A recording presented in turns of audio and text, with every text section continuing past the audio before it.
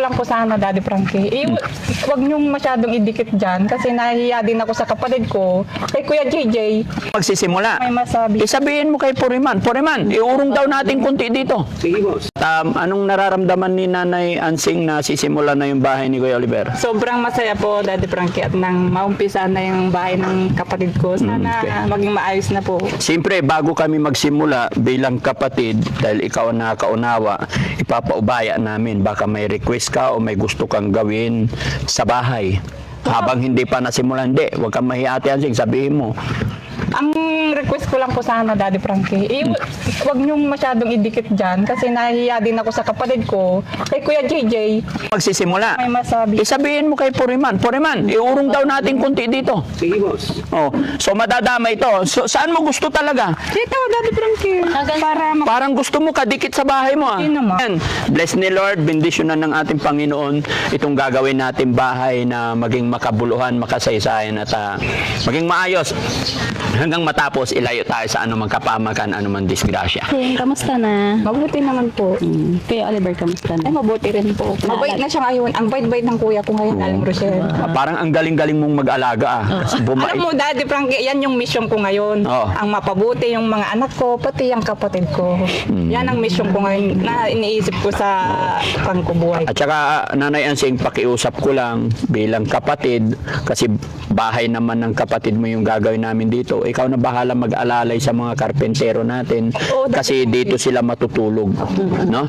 Malugi kasi ako pag uwian. Tsaka mahirap din kasi malayo. Oo, kaya ang gagawin ko, Gawa nila sila ng bahay. gagawin ko dito, pakyawan lang para hindi masyadong malaki yung gastos. Yung gagastusin sa mga kung saan-saan, il-focus na lang natin Oo, Daddy. sa pagpagawa ng bahay. Kaya yung matutulugan, mga ganun, tubig, Sige, mahiram namin ng Alalayan mga... namin sila. Ha? Alalayan namin. Opo, yung mahiram namin ng mga pitchel, yun na lang maitulong nyo sa amin, no? Kaya alam na, naisip ko na rin yan, pati yung asawa ko. Oo. Kami na yung aalalay sa kanila kung ano yung kailangan. Kaya doon, saglit lang, sama ka dito. May pakilala ko sa si Nanay Ansing, kapatid niya si Kuya Oliver. Magandang araw po. Ito po yung bahay niya. Ito man bahay ni Kuya JJ. Pero si Kuya JJ na nagko-construction daw. Pero kakausapin ko pa rin. Pero pinapakiusap niya yung asawa daw niya puriman din. Pwede daw siya na lang maging puriman. Ewan ko, boss. Agawan po niya ng Nandito na ako. trabaho. Oo. Ewan ko eh. Sabi ni Nanay Ansing pwedeng ipasok kasi puriman din daw yun. Sabi ko may purman na ako eh. Para meron daw silang... Dalawa na lang silang magpormal para madali. Oo, paano yan? Dalawa sila puriman. Dalawa daw Mura kayo. lang naman yung sahod ng asawa ko, Daddy Frankie.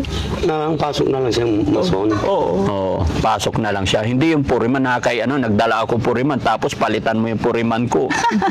Di ba? Hindi naman, Daddy Frankie, baka magalit siya. Oo. Sabi mo kasi dalawa na lang sila maging puriman. Joke-joke lang. Joke lang.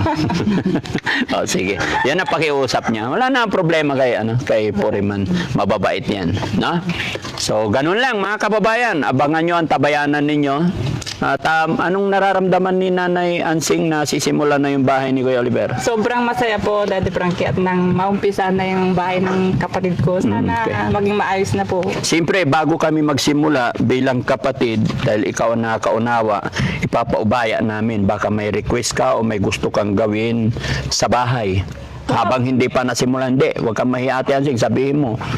Ang request ko lang po sana, Daddy Frankie, huwag niyong masyadong idikit dyan kasi nahihiya din ako sa kapatid ko. Kay Kuya JJ, para pag nagkaroon siya ng apo na gustong magpagawa ng bahay dyan, may pagpagawan siya.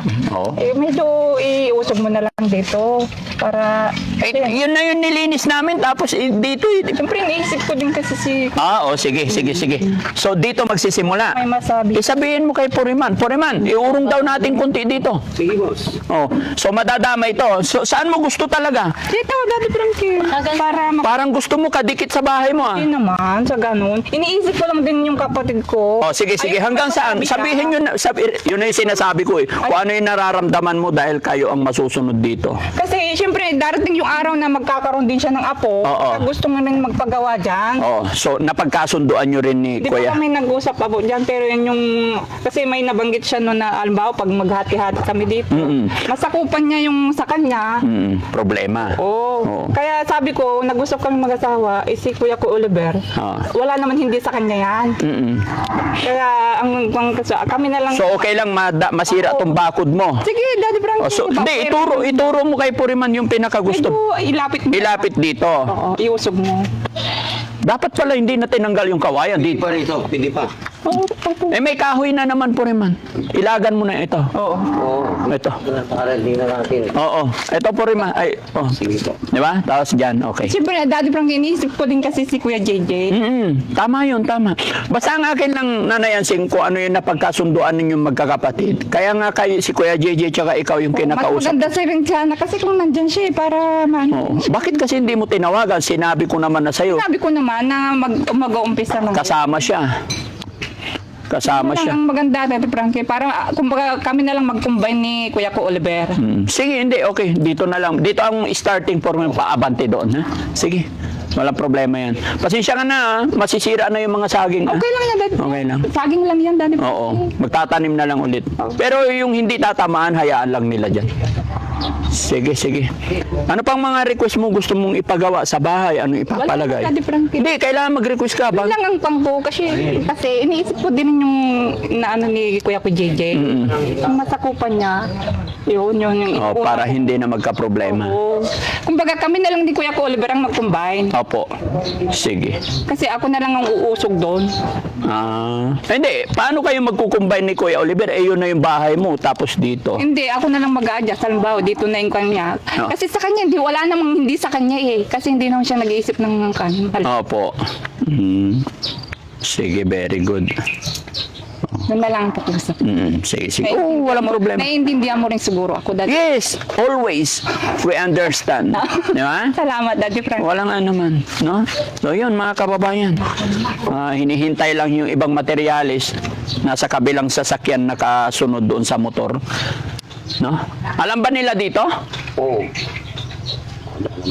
Nakapunta na yun dito? Pero kung may motor kayo, mabilis lang din umuwi, no? Malayo. Oo. Kung may bibilin, walang problema. Oo. Pero dito kayo na nakatira, titira? Dito na po. Gawa Oo. na lang po kayong barracks. Tapos kung ano pong kailangan nyo, magsabi lang po kayo sa... Sige. Ilan yung nasa pick lang po? Nasa pick up yung isa pa yung iba. Oo, dalawa yun nandyan. Magbaba ka na isa para ito-turn over natin kay Puriman. Kasi not all the time mga kababayan is nandito ako. Pero itong transaction kasi namin mga kababayan ni Puriman, hindi po libre ang pagkain. Bahala po sila. Pero every time na nandito ako, yun, sagot ko po yung pagkain, syempre. No? So, isda, may sabaw. Huwag baboy ha. Mukha ka ng baboy, kabababoy mo. Wala. Stomach in. Sagad na yan. Umiyak ka naman, umiyak ka naman. Hirap na eh.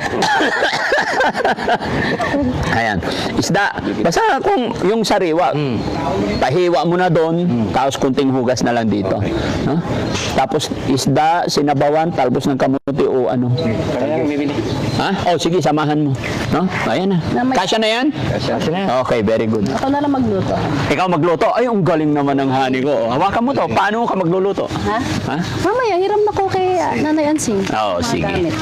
Okay, kahit dun sa kanila. Dun ako. Sinigang, no? Ayan. Very good. Ayan, no? Bless ni Lord, mga kababayan.